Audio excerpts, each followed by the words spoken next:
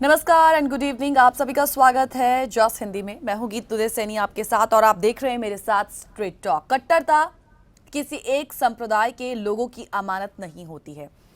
ये हर तरफ समान मात्रा में पाई जाती है। धर्म के नाम पर अधर्म करने वाले इधर भी हैं और उधर भी हैं।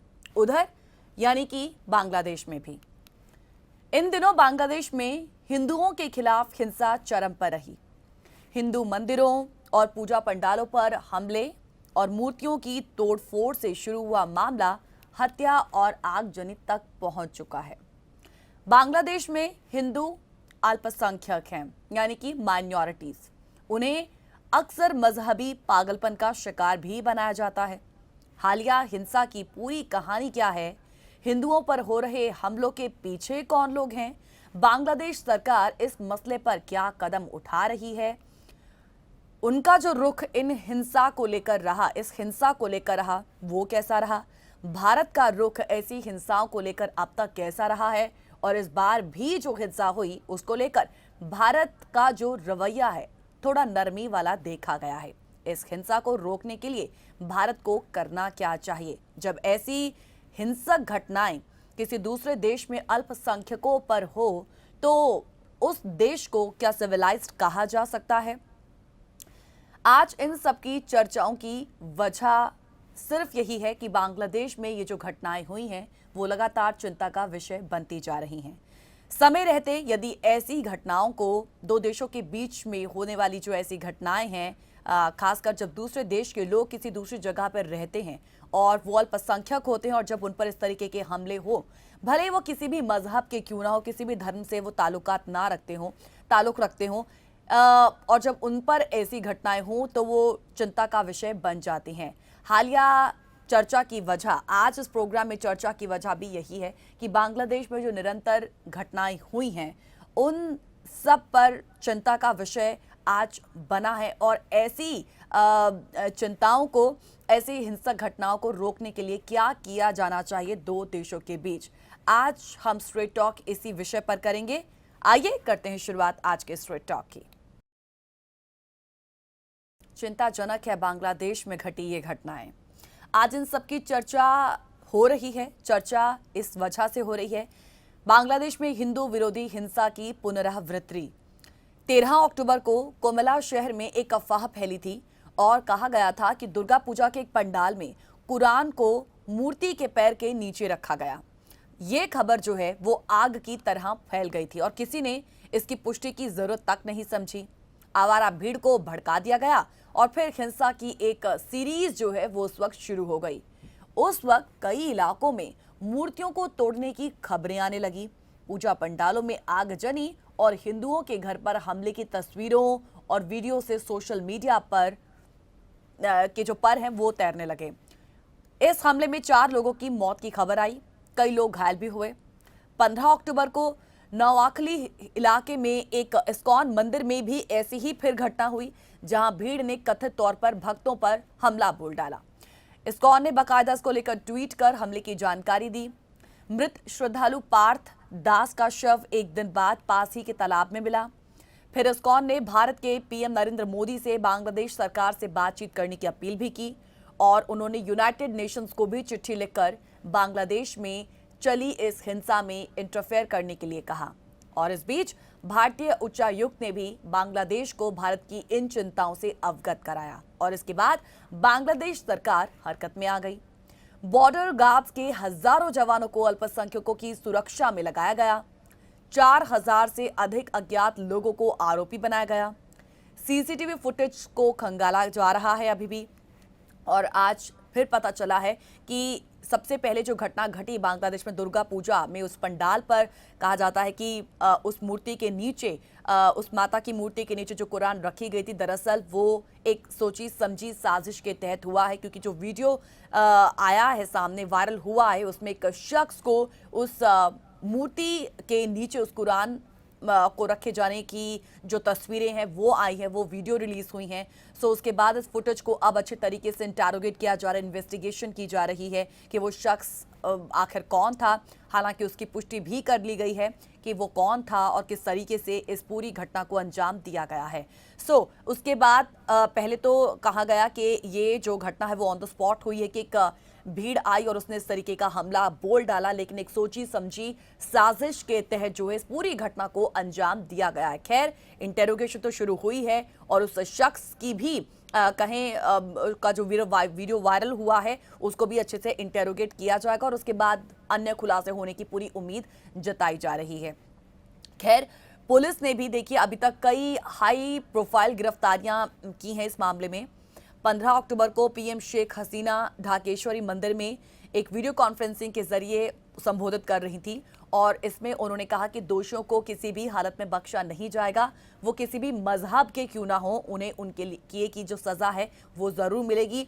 और इसी संबोधन के दौरान पीएम शेख हसीना ने भारत को एक नसीहत प्लस चेतावनी भी दे डाली और कहा कि भारत को भी उपद्रवियों को लेकर सतर्क रहना चाहिए।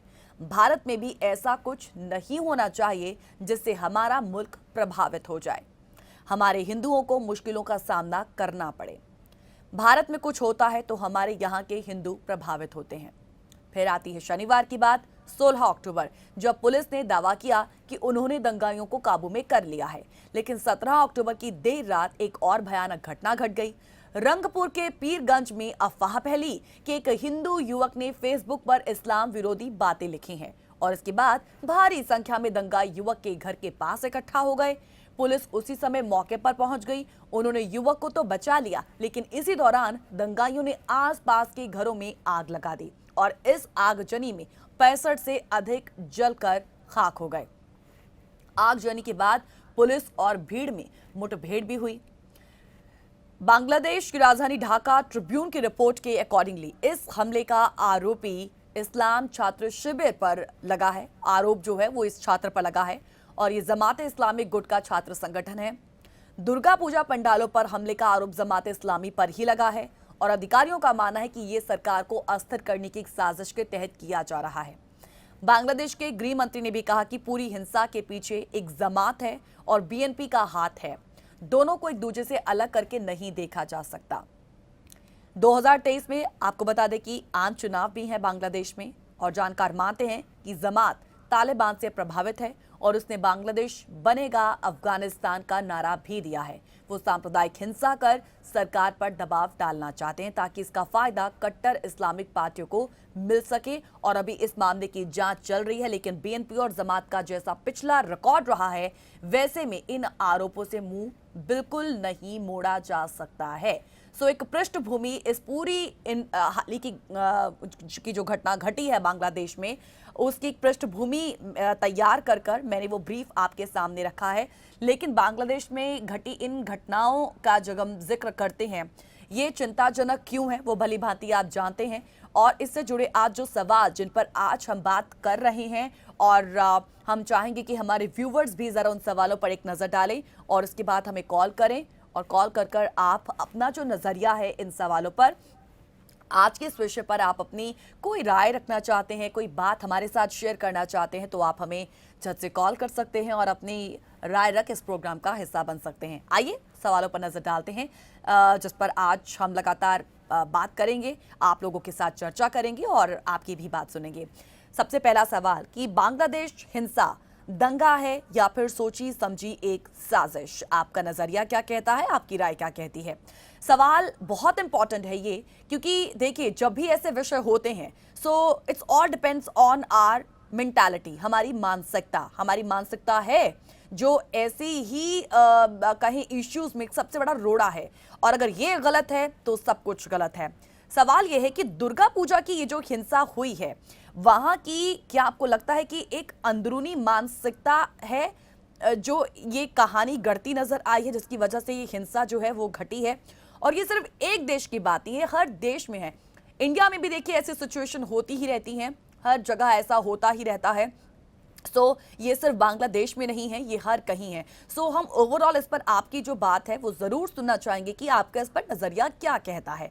सवाल ये भी है कि बांग्लादेश में हिंदुओं पर हमले में भारत की जो एक नरमी है, हम देख रहे हैं कि डेफिनेटली यहाँ पर मिनिस्ट्री ऑफ एक्सटर्नल अफेयर्स ने भी इंटरफेयर करके अपनी बातें चंद रखी हैं और बांग्लादेश तक मैसेज पहुंचाने की कोशिश की है। लेकिन ऐसी हिंसक घटनाएं जब होती हैं वो डेफिनेटली चिंता का विषय बन जाती है। तुरंत एक्शन नहीं लिया जाता है तो घटनाएं ऐसी निरंतर आगे बढ़ती रहेंगी और दूसरे देशों में जो अल्पसंख्यक है उन पर इस तरीके के हमले जो है वो लगातार होते रहे हैं। सो बांग्लादेश में ये पहली बार भी नहीं हुआ है, बहुत पहले भी हुआ है और एक एरा के साथ, एक दशक के साथ इसको जोड़कर देखा जा रहा है। उसका जिक्र हम इस प्रोग्राम में जरूर करेंगे 1971 का।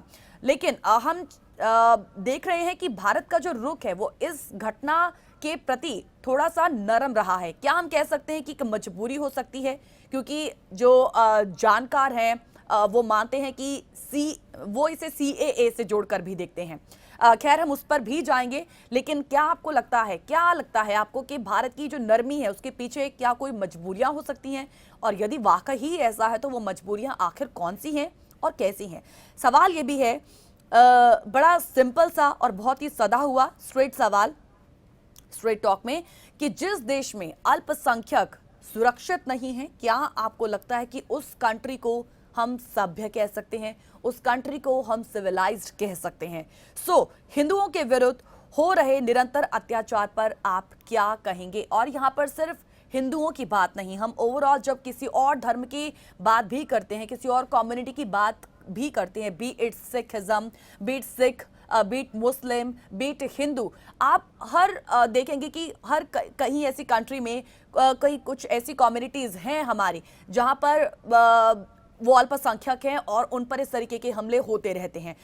ऐसे निरंतर अत्याचार जो ऐसी कम्युनिटीज में होते हैं, इस कम्युनिटी पर होते हैं, उस पर आपके क्या विचार हैं? और ऐसी चीजों पर, ऐसे जो इश्यूज हैं, उनका एक जोड़ तोड़ किस तरीके से निकाला जा सकता है, सोल्यूशन किस तरीके से हो सकता है? जब अल्पसंख्यकों पर इस तरीके के हमले होते हैं किसी दूसरे देश में, तो तुरंत उस देश को क्या कड़ा एक्शन लिया जाना चाहिए, उनका क्या रवैया होना चाहिए ताकि ऐसी निरंतर होती घटनाओं पर एक अंकुश लगाया जा सके? कॉल कीजिएगा, अपनी राय हमारे साथ साझा कीजिएगा। फिलहाल एक छोटे से ब्रेक के लिए रुक रहे हैं, जल्द लौटेंगे प्रोग्राम स्ट्रेट टॉक में। ब्रेक के बाद एक बार फिर से आप सभी का स्वागत करते हैं प्रोग्राम स्ट्रेट टॉक में। बांग्लादेश में निरंतर होती ये जो घटनाएं हैं, माइनॉरिटीज पर जो हमले हैं, उसको एक ढाल बनाकर, उसको एक बेस बनाकर हम चर्चा आज इस बात पर कर रहे हैं कि किसी भी देश में जो माइनॉरिटीज होती हैं, जब उन पर ऐसे हमले होते हैं तो उनका एक जोड़ तोड़ किस तरीके से निकाला जा सकता है, सोल्यूशन किस तरीके से निकाला जा सकता है, दोनों देशों का एक्शन उस वक्त, एक प्रॉम्प्ट एक्शन जो है, क्या होना चाहिए? क्या हम उस कंट्री को सभ्य कह सकते हैं, सिविलाइज कह सकते हैं, जहां पर माइनॉरिटीज जो हैं वो सेफ नहीं होती हैं? डू कॉल अस और अपना ओपिनियन हमारे साथ जरूर शेयर करें। चलिए हम बांग्लादेश में निरंतर होती इन घटनाओं और दोनों देशों के रवैये की बात करते हैं, इस चर्चा को आगे बढ़ाते हैं, लेकिन उम्मीद है कि आप भी इस चर्चा में जल्द से जल्द शामिल होंगे। जैसा कि आप सभी जानते हैं कि इस बार दुर्गा पूजा हुई और बांग्लादेश में हिंसा की एक नहीं, दो नहीं, बल्कि निरंतर ऐसी घटनाएं हुई हैं, बैक टू बैक घटनाएं हुई हैं। हिंदू मंदिरों पर हमले के 2 दिन बाद हमने देखा कि बांग्लादेश की PM शेख हसीना ने दोषियों को कड़ी सजा देने और हिंदुओं को सुरक्षा प्रदान करने की बात दोहराई। और पिछले साल भी हमने देखा कि पूजा के दौरान उन्होंने घोषणा की थी कि दुर्गा पूजा हमारी सरकार की धर्मनिरपेक्षता की एक पहचान है।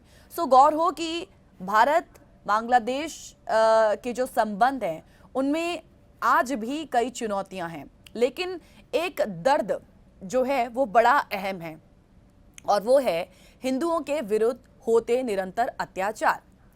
दुर्गा पूजा की हिंसा वहां की अंदरूनी मानसिकता की कहानी कही जा रही है। ये दर्द बहुत पुराना है, नया नहीं है। नावाखाली की हिंसा का जो इतिहास है, जहां पर ये घटना घटी, ये दुनिया के सामने है। तब गांधी जी का सत्याग्रह भी बहुत कारगर नहीं हो पाया था और उसके बाद भी हम देखते हैं कि बंटवारे के दौरान भी हिंदुओं का नरसंहार बड़े पैमाने पर हुआ था। ये बात मैं अपनी कंप्लीट जरूर करूंगी। फिलहाल हमारे साथ एक कॉलर जुड़े हुए हैं। नमस्कार सर, बहुत बहुत स्वागत है आपका प्रोग्राम स्ट्रेट टॉक में। नमस्कार कीजिए। 1971 यही वॉर हुई थी जब बांग्लादेश को भारत ने आजाद करवाया था। आज 50 साल हो गए। समय इतनी जल्दी बीता लगता है जैसे अभी 5 महीने हुए हैं। उन दिनों मुजीबुर रहमान अवामी लीग के जो प्रेसिडेंट थे जी। वो एक फाउंडर थे। देखिए, उनका भारत के प्रति इतना सम्मान था, उनका इतना विश्वास था भारत में, और भारत ने भी विश्वास उनका पूरा पूरा रखा। पूरे समय पे उनको सहायता दी और उनके देश को आजाद करवाया, जो कि वो सैकड़ों साल से सह रहे थे। और कब तक सहते, इस चीज का अंदाजा केवल शेख मुजीबुर रहमान को ही था, उनकी पार्टी को भी था। गीत जी, जिस दिन लड़ाई 1971 की खत्म हुई, पूरे 50 साल पहले ऑलमोस्ट यही दिन थे। उस वक्त पंजाब में शोर ये था, भाई 95,000 हमें कंबल चाहिए, क्योंकि पाकिस्तान आर्मी को हमने सरेंडर करवा लिया है। पाकिस्तान की आर्मी को वहां सरेंडर करवाया था। तो ये भारत के ये अचीवमेंट जो है, दुनिया भर के जो है देश, सभी जगह इस चीज का वर्णन हुआ था कि इतनी बड़ी संख्या में आर्मी का सरेंडर मॉडर्न वारफेयर हिस्ट्री में कहीं नहीं है। और वो भी उसके बाद भारत की आत्मीयता के ऊपर दुनिया ने बड़ा प्रशंसा की कि 95,000 अपने दुश्मन के लोगों का इन्होंने सरेंडर करवाया, लेकिन गीजी सबके साथ व्यवहार अच्छा किया। 95,000 कंबल 2 दिन के अंदर वहां पे पहुंचाने थे ढाका में। और ये देखिए, जितनी ये खड्डियां और ये हमारे ये थे बुनकर फैक्ट्रियां वगैरह इधर जलंधर, लुधियाना, हाँ जी, सबकी सबसे, चाहे किसी ने 1000 दी, किसी ने 2000 दी, जी सबके सबने जो है आर्मी को कहा, जी हमारी तरफ से ये योगदान समझो। जी रातों रात उन कैदियों की सहूलियत के लिए उनको 95 से 98,000 कंबल जो है वहां पे पहुंचाए गए। ये थी भारत की मानवता, ये भारत का था आत्मीयता, जिसकी प्रशंसा दुनिया ने की। लेकिन जी मुझे आज भी वो 1971 के दिन याद हैं, और 1972 के शुरू के 6 महीने। उन दिनों भी जी 3 देश ऐसे थे जिनकी नजर बांग्लादेश की इस आजादी के ऊपर थी कि ये आजादी को ज्यादा दिन ना सेलिब्रेट करें। एक था चीन, दूसरा था ये पाकिस्तान, और तीसरा था जी, आप सरप्राइज होंगे, वही देश जहां आज हम बैठे हैं, अमेरिका। अमेरिका भी खुश नहीं था भारत की इतनी अच्छी सफलता से। क्यों? अमेरिका समझता था हमारी मदद के बिना तो भारत कुछ कर ही नहीं सकता। और 71 में तो गीत जी अभी 10 साल भी नहीं हुए थे चाइना साथ जो धोखा किया था 1962 में। अमेरिका कभी समझ भी नहीं सकता था कि भारत इतनी जल्दी इतना सशक्त होके ये ऑपरेशन जो है बांग्लादेश का कर लेगा। पर गीजी नहीं, हमने फिर भी किया। लेकिन ओपनली सपोर्ट अगर किसी ने थोड़ी बहुत की और किसी ने कहा कि जरूरत है तो हम आपके साथ हैं, वो था उस वक्त रशिया। यूएसएसआर ने सपोर्ट जरूर की भारत की, लेकिन खुले तौर पे जो बड़ी शक्तियां थी अमेरिका और चीन, इन्होंने कोई ज्यादा जैसे कहते हैं वो पीठ नहीं थपथपाई थी भारत की कि भारत ने एक मानवीयता का एक अच्छा काम किया है। जी उसके बाद से तो फिर हर एक दशक जो है वो समझ लीजिए आप एक एक महीने की तरह निकला। फिर तो 2 दशक पहले से हमने बॉर्डर के ऊपर जो है वो स्कर्मिशेस होनी देख ली कि कभी हमारे बीएसएफ के लोग जो है बांग्लादेश राइफल्स के जवानों के साथ इनकी आपस में तू मैं हो रही है, भिड़ रहे हैं। और कारण उसका एक ही होता था कि बांग्लादेश राइफल वाले जो थे करप्ट जवान उनके थे, वो गिजी रिश्वत लेके स्मगलर से वो गायों को इधर कलकत्ते की तरफ भेजा करते थे और इसी तरह वो ह्यूमन स्मगलिंग करवाया करते थे। फिर गिजी 5 साल पीछे तो आपके सामने ही सारा कुछ हुआ जब ये रोहिंग्यास को इन्होंने रात में 1-1 हजार ईमानदार आदमी को 80-80 रुपए दिया। दे के बांग्लादेश राइफल के जो लोग थे उन्होंने भारत की तरफ भेज दिया। जी। हाँ जी, वो रोहिंग्यास देख लो, उन्होंने एक भी नहीं बांग्लादेश वालों ने अपने पास रखे, जितने पीछे से आए उसमें 10 और ऐड करके भारत की तरफ भेज दिए। और इससे पहले कि भारत जागे जी वो सारे के सारे जाके जम्मू कश्मीर में वहां पे कॉलोनीज बना के बैठ गए हैं। उस चीज का कोई जिक्र नहीं, उस चीज की कोई तारीफ नहीं आज बांग्लादेश के लोगों के मन में। मैं गीची यहाँ पे एक छोटा सा डिफरेंस कर दूं, बांग्लादेश सरकार और चीज है, बांग्लादेश की जनता और चीज है। बांग्लादेश की जनता में जो है प्रोपेगेंडा जो है पाकिस्तान और चाइना से उर्दू की शक्ल में गीची खूब होता है, एंटी इंडिया कैंपेन खूब होता है। इसीलिए जो आम जनता है, ये लोग वहां पे ढाका में देख लीजिए, चटगांव में देख लीजिए, दूसरे शहरों में जी वो कोई भारतीयों की फेवर में नहीं है। वो इंडियंस को एंटी मुस्लिम भी समझते हैं, वो इंडियंस को एंटी बांग्लादेश भी समझते हैं। और उनमें तो एक ऐसा ब्रेक वे ग्रुप था जी, वो उन दिनों कहा करते थे कि अगर भारत ने हमें पाकिस्तान से अलग ना किया होता तो हमारा मुल्क बड़ा खुशहाल चल रहा था। ऐसी उल्टी खोपड़ी वाले लोग जो हैं मानस, वो बांग्लादेश की जनता में बहुत बैठे हुए हैं। तो बस मैं इतना कहूंगा जी कि बांग्लादेश की जो सरकार है, आपने कुछ देर पहले 2-3 दफा हमसे प्रश्न पूछा था कि क्या आप ऐसे देश को सभ्य कहेंगे जहां पे पूजा वाले दिन किसी का आप आके उसमें उनके ऊपर हमला करते हो, उनकी बहन बेटियों की इज्जत लूटते हो, उनकी मकान पशु लूट के चोरियां करके लेके जाते हो, वो भी पूजा वाले दिन। तो गीत जी उसमें मेरा उत्तर यही होगा, सभ्य उनकी सरकार है लेकिन जनता सभ्य नहीं है। जैसे मैं ये कहूं कि आज अफगानिस्तान में जनता सभ्य है लेकिन उनकी वहां पे सरकार सभ्य नहीं है, तो वो तालिबानी है। तो उसी तरह ये अंतर है, ये एक डायकोटमी है जनता में और सरकार के कंडक्ट में। इसी तरह हमारे बांग्लादेश में भी सरकार जो है वो फिर भी सेंसिटिविटी समझती है कि हमें आज दुनिया में एक टीम के साथ मिलके चलना है और लेन देन होके चलना है। इसलिए जी अपना शेख हसीना जी जो है वो भारत में वेलकम होती हैं। वो जब आती हैं उनके साथ ऐसे बर्ताव होता है जैसे बहन आई है देश में। जब मोदी जी उनके यहाँ जाते हैं या वो भारत के कोई और जाते हैं, उनका वहां पे सम्मान होता है। तो सरकारी लेवल पे जो है सम्मान और आत्मीयता और डिप्लोमेसी कह ले, चलिए मैं एक शब्द में कहूंगा डिप्लोमेसी का सम्मान पूरा है। पाकिस्तान में डिप्लोमेसी का सम्मान भी नहीं है, पाकिस्तानी तो बिल्कुल ही वहशी है। उनके सामने गीची मैं फिर भी एक नंबर ज्यादा दूंगा बांग्लादेश वालों को कि इनको इनकी सरकार थोड़ा सा समझा देती है तो ये लोग मान भी जाते हैं, ये जल्दी से झाग की तरह बैठ भी जाते हैं। एक दफा शेख हसीना जी ने या और इनकी सरकार ने इनको 3-4 दफा जनता को ब्रॉडकास्ट किया जी ये ठीक हो जाएंगे। ऑन दी कॉन्ट्ररी पाकिस्तान में उनकी सरकार तो कभी जनता को ये कहेगी ही नहीं कि आप लोग इंसानों की तरह बिहेव करो इंडिया के साथ। तो पाकिस्तान का बुरा हाल है।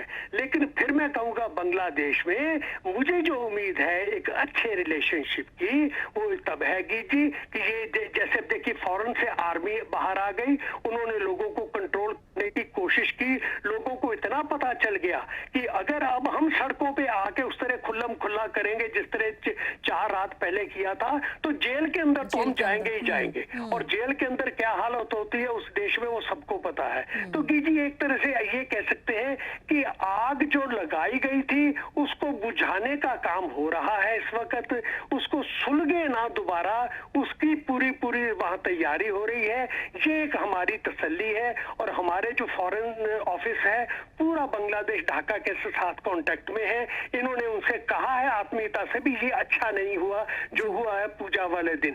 जी देखिए प्रोटेस्ट नहीं किया, हमारे भारत ने ये डिप्लोमेसी की अगर आप लैंग्वेज देखें, इन्होंने उनको इन्फॉर्म किया है और रिक्वेस्ट की है कि आप अपने जो जनता के ट्रबल मेकर्स हैं उन पर कंट्रोल कीजिए। जी इन्होंने उनके ऊपर दोष बिल्कुल नहीं लगाया। तो इस चीज का डिप्लोमेसी में बड़ा कदर की जाती है, इससे बड़ी अंडरस्टैंडिंग में बड़ी क्लैरिटी हो जाती है। तो जी मुझे उम्मीद है कि जैसे हमारे भी देश में हो जाता है, वेस्ट बंगाल में कभी आपस में दो धड़े आपस में लड़ भिड़ गए 4 दिन 5 दिन, हमें सबको तकलीफ होती है यहाँ पे, उस तरह बांग्लादेश में भी आज एक एजुकेटेड समाज है। बांग्लादेश की पत्रकारिता आप देखिए, बांग्लादेश के आप जो जर्नलिस्ट देखिए, जी बड़े सुलझे हुए तरीकों से उन लोगों को वो ह्यूमैनिटी का मैसेज देते हैं जैसे आप आज देते भी दिया हैं। गया है। जी जी जी जी सर। हाँ जी, बस कीची, बस मैं इतना कहूंगा कि जो मशीनरी है, हाँ मैं गवर्नमेंट के बाद एक नेक्स्ट लेवल पे आ जाता हूँ, जो वहाँ की मशीनरी है जिसमें आप जर्नलिज्म भी आ जाता है, वहाँ की कोर्ट्स भी आ जाती हैं। तो कीची, ये जो सारे जो टॉप लेवल के लोग हैं, जो इंटेलेक्चुअल्स हैं, who are heads of the country, कीची ये लोगों को अभी भी वही मैसेज देंगे कि आप भड़को नहीं, जो आपने किया है गलत किया है, stop it now, not tomorrow, stop it now. तो गीत मैं समझता हूँ ये हालात सुधर जाएंगे। धन्यवाद गीत जी, भारत माता की जय। Thank you so much sir, thank you so much अपने विचार हमारे साथ शेयर करने के लिए। Thank you so much sir ji. धन्यवाद जी, धन्यवाद। चलिए और छोटे से ब्रेक के लिए यहाँ पे रुक जाते हैं, जल्द लौटेंगे स्ट्रेट टॉक में। Welcome back after the break. आप देख रहे हैं स्ट्रेट टॉक मेरे साथ, और बांग्लादेश में निरंतर हुई इन घटनाओं का आज जिक्र हम कर रहे हैं, और क्यों ये हिंसा वहां की अंदरूनी मानसिकता की कहानी है। ये दर्द बड़ा ही पुराना है। नावखली की हिंसा का इतिहास दुनिया के सामने है, और तब गांधी जी का सत्याग्रह भी बहुत कारगर नहीं हो पाया था, और उसके बाद बंटवारे के दौरान भी हिंदुओं का नरसंहार बड़े पैमाने पर हुआ था। अमेरिकी कांग्रेस की रिपोर्ट में भी दर्ज है कि बंटवारे से पहले बांग्लादेश में हिंदुओं की तादाद करीब 27% थी, जो 2011 में महज 8% रह गई, और पुनः हिंदुओं का पलायन 1971 में हुआ, जब पाकिस्तानी सेना सुनियोजित ढंग से हिंदुओं की हत्या कर रही थी। और हिंदुओं पर एक बार फिर अत्याचार बेगम खालिदा जिया के शासनकाल में हुआ था, जब 2001 में उनकी सरकार बनी, और उसके बाद कई ऐसे नियम भी बनाए गए जो हिंदू समुदाय के विरुद्ध थे, और उनकी जमीन और संपत्ति हड़पने का निष्कंटक दौर भी शुरू हुआ, जो लगता है कि आज भी बरकरार है। शेख हसीना की पहल के बावजूद हिंदू दोयम दर्जे की नागरिकता के बाद के भी मोहताज हैं, और भारत और बांग्लादेश के भौगोलिक और सांस्कृतिक संबंध इतने लेवल्स पर गुथे हुए हैं कि उन्हें नजरअंदाज भी नहीं किया जा सकता। भारत प्रबल भौगोलिक, सांस्कृतिक, ऐतिहासिक और वाणिज्यिक संबंधों के कारण बांग्लादेश के लिए एक बड़ा ही महत्वपूर्ण पड़ोसी है। भारत बांग्लादेश के साथ 4,351 किलोमीटर तक फैली भूमि सीमा को शेयर करता है, और ये सीमा 5 राज्यों में 25 जिलों से होकर गुजरती है। सो इस सीमा का अक्सर तस्करी के लिए एक मार्ग के रूप में इस्तेमाल किया जाता है। साल 1971 में बांग्लादेश को आजादी मिली, और इसमें भारतीय सेना की अहम भूमिका थी। दोनों देशों के बीच कई ऐसे लंबित मुद्दे रहे हैं जिनका निपटारा पीएम नरेंद्र मोदी के नेतृत्व वाली सरकार के दौरान हुआ है, और इनमें सबसे प्रमुख रहा दोनों देशों के बीच एन्क्लेव के मुद्दे का निपटारा। बावजूद इसके 2019 में बांग्लादेश और भारत के बीच रिलेशंस में तल्खी तब देखने को मिली जब भारत ने CAA पारित किया। बांग्लादेश सरकार का कहना था कि नए कानून के जरिए भारत ये संदेश देना चाहता है कि वहां रहने वाले 9% या 8% हिंदू माइनॉरिटीज असुरक्षित हैं। विदेश और सामरिक मामलों के जानकार आज मानते हैं कि कोरोना काल में ही भारत ने बांग्लादेश के साथ पर्दे के पीछे से डिप्लोमेटिक रिलेशंस को बेहतर करने के लिए कोशिशें शुरू की।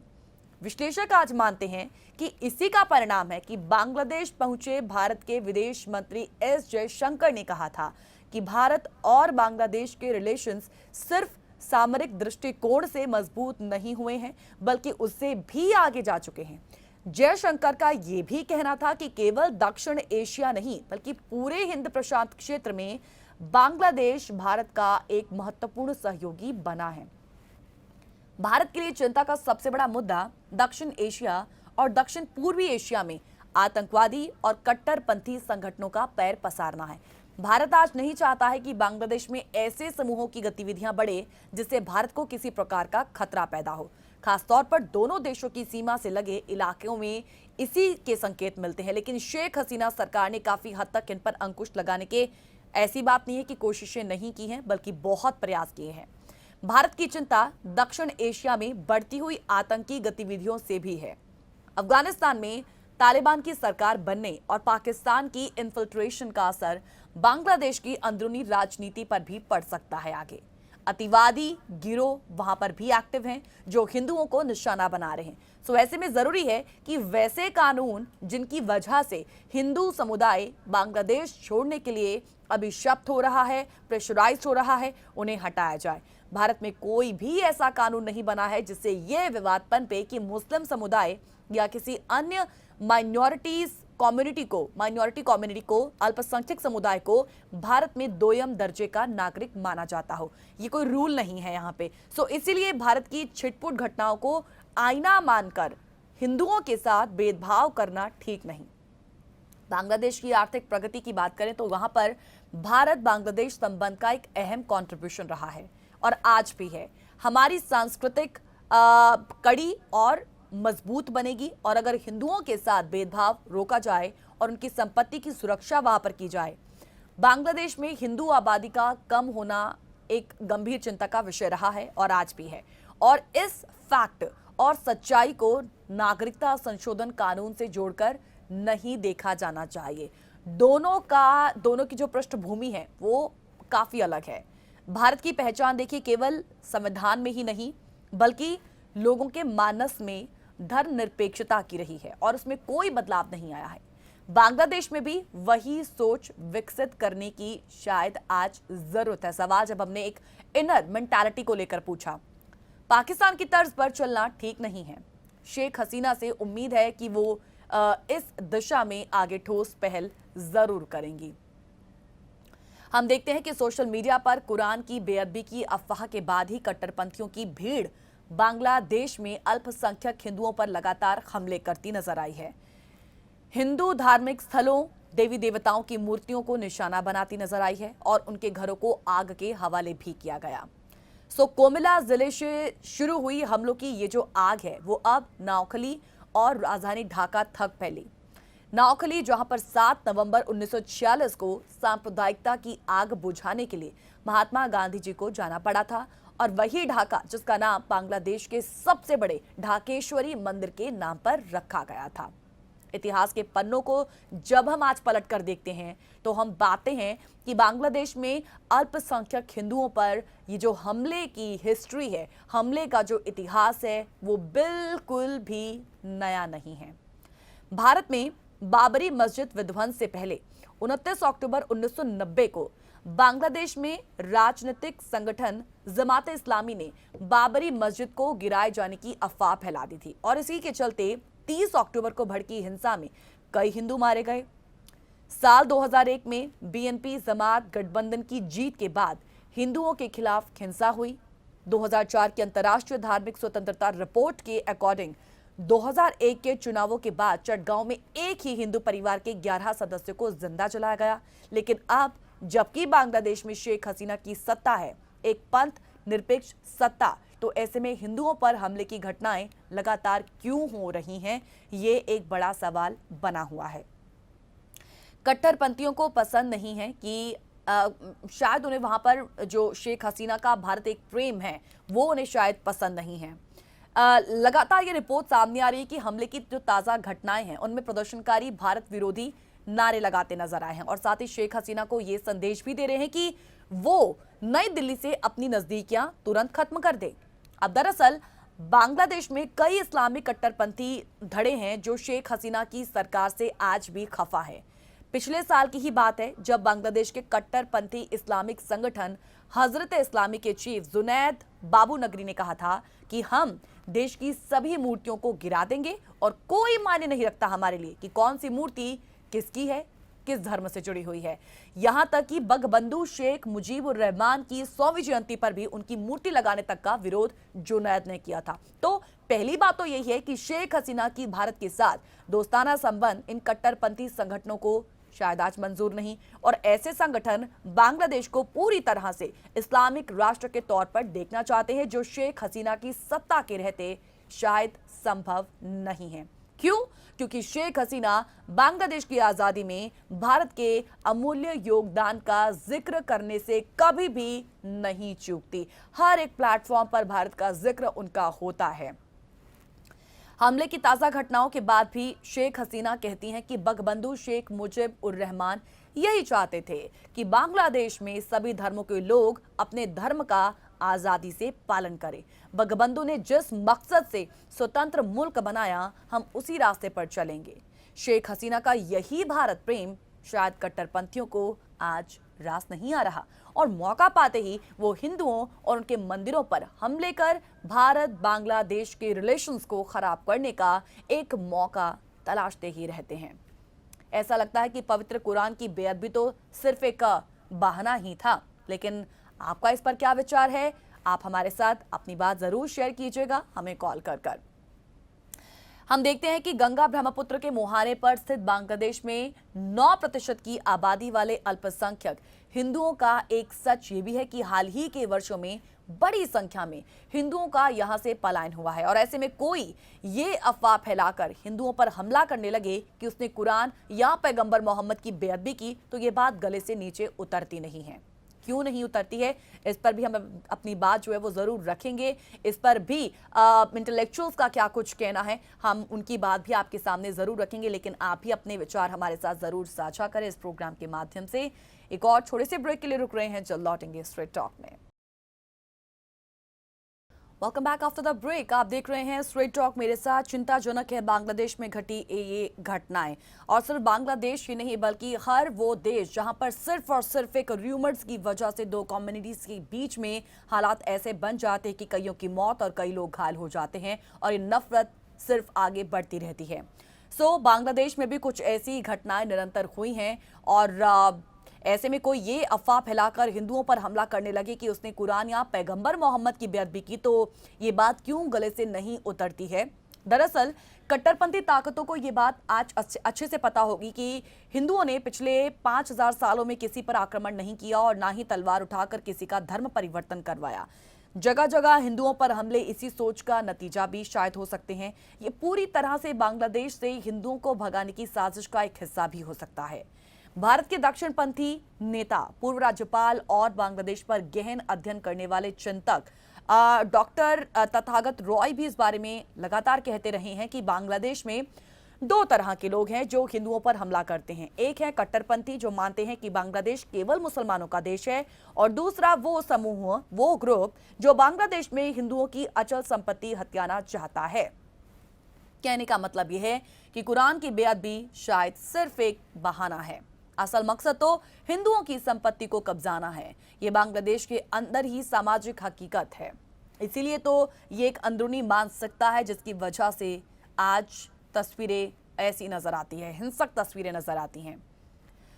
सामाजिक हकीकत है ये शायद, जिसको नकारा नहीं जा सकता है।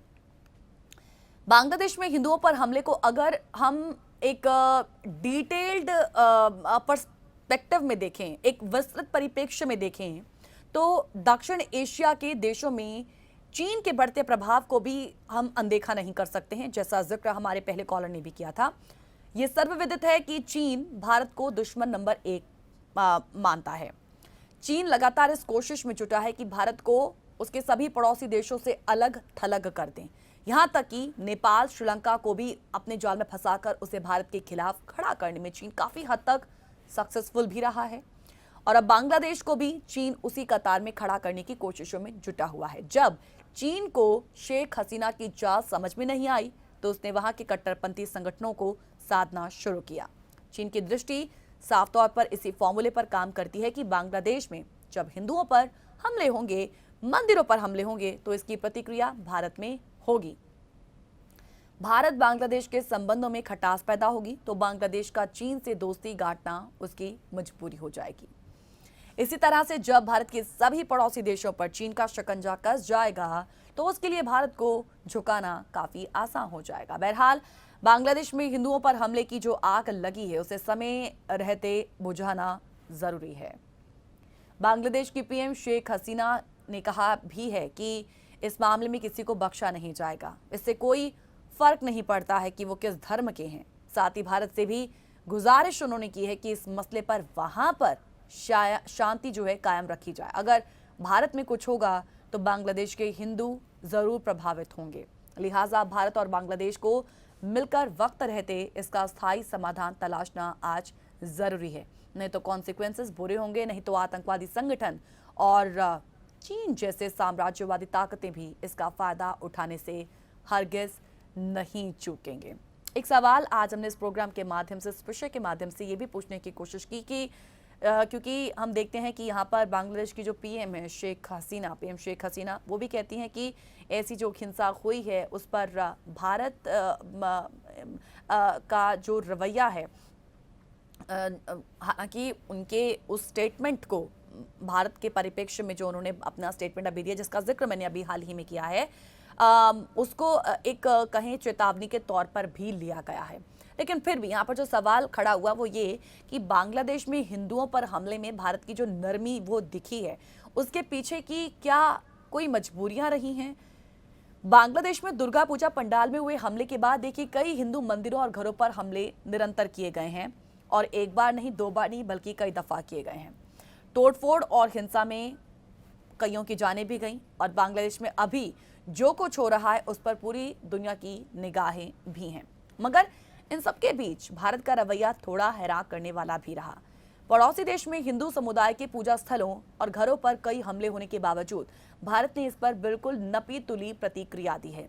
अतीत में जब भी ऐसी घटनाएं हुई हैं, भारत ने पीड़ित हिंदुओं और माइनॉरिटीज के साथ उनके साथ एकजुटता जाहिर करने के लिए दूतावास के कुछ डेलीगेशंस को भेजा है।